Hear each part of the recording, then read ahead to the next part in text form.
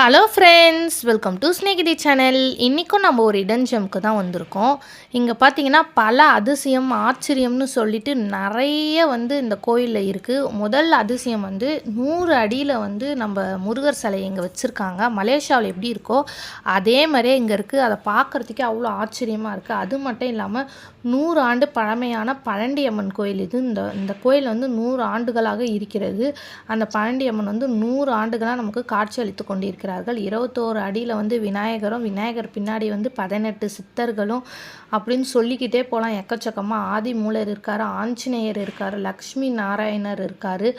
அது மட்டும் இல்லாமல் இங்கே வள்ளி, தேவயானி, முருகர் அப்படின்னு சொல்லிக்கிட்டே போகலாம்.